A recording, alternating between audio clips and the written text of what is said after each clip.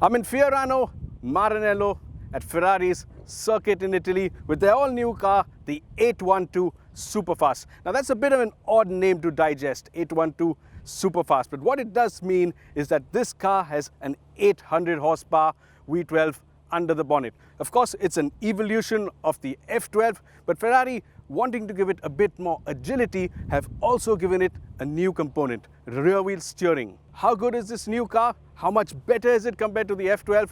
We have the whole day. We have Fiorano, the circuit, and the road to tell you.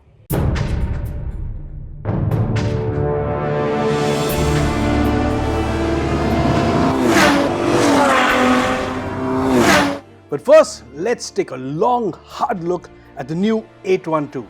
Just what is it? Well, this, for all practical purposes, looks like a front-engine, rear-drive GT. And it is. It has a long bonnet, an equally long wheelbase, and a tight-fitting cabin.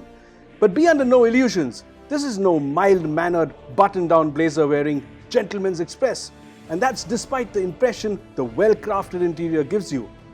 Under the hood is an engine that's nothing short of a raving lunatic, one of the most reactive, powerful, naturally aspirated engines around.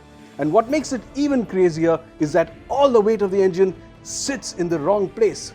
It's in the nose rather than over the rear driven wheels, where the 800 horsepower has to be put down to the road.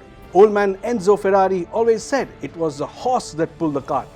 But let's head out and drive the car on the road and then come back and drive it on the track later.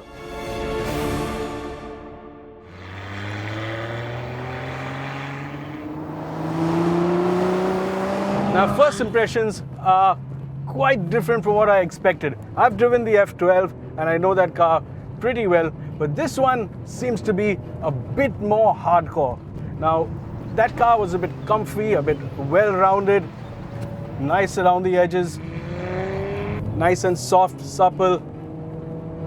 But this one, the ride is a bit harder. It's a bit crashy, it's a bit thumpy, it's a bit edgy.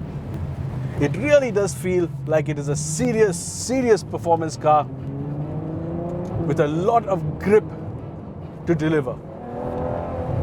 The 812's cabin is also not as well insulated as its predecessor.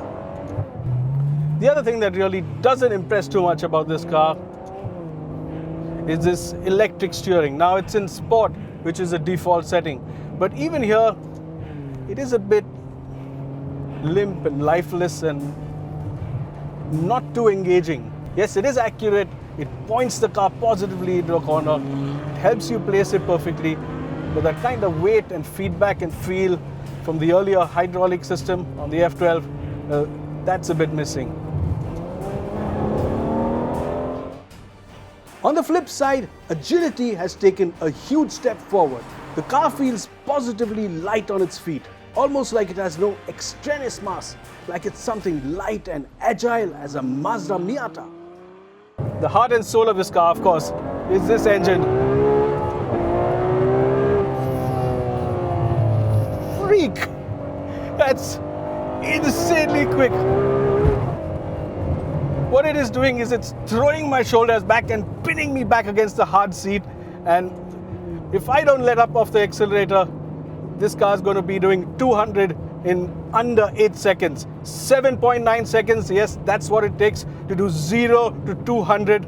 And you can kind of understand how strong the performance is by just looking at your watch and counting to 7. 1 minute, it's a mild-mannered dressage pony, obeying every little flick of your wrist. And the next, it's a crazed, wide-eyed lunatic of a car.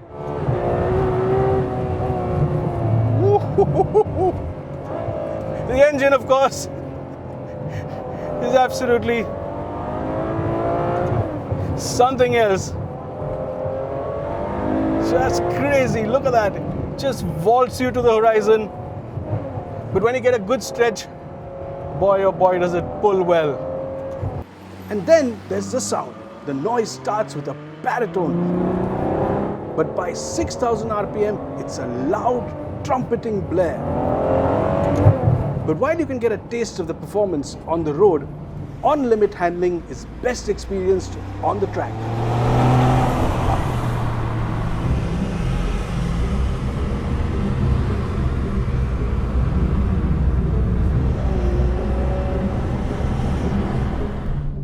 Enzo Ferrari was so crazy about his motorsport, about Formula 1, that he wanted a track right on his facility.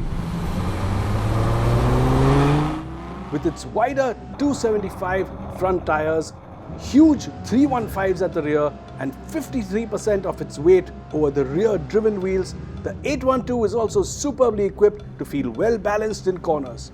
And the harder and faster I go, the more go-kart like it feels.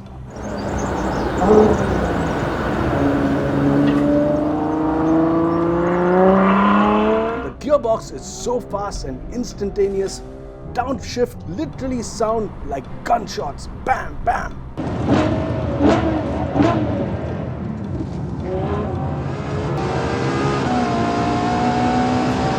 Accelerating out of a corner cleanly with the 812's weight sitting nicely over the rear wheels feels so natural, you can explode out like you're shot out of a cannon.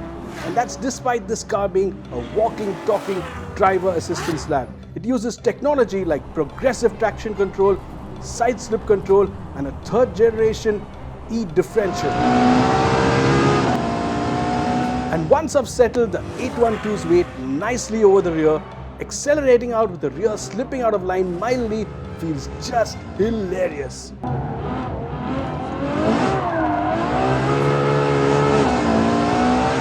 Ferrari's greatest accomplishment, however, is making this resolutely digital driving experience feel completely natural and analog. 75 years ago, Enzo Ferrari put a 1500cc V12 in the nose of a sports car and started a line of brilliant cars like the 250 GT, 250 GTO, 275 GTB and 365 GTB4 or Daytona. And while that's quite a mouthful, this new 812 carries on in that tradition. The naturally aspirated engine remains the focal point of the car, and because it has a fantastic new chassis setup and a suite of Formula 1 inspired electronic driver aids, you can even use every single one of that 800 horsepower. Yes, the suspension is a bit stiff, even in bumpy road setting. The new electric steering is a bit inert, and the new 812, it will be out of reach for most mere mortals. But if you're lucky enough to be in the market for a car like this, remember, the 812 is almost certainly the best car of this type ever created. It uniquely is 100% supercar and 100% grand tourer, both at the same time. So why just buy a supercar when you can buy a legend?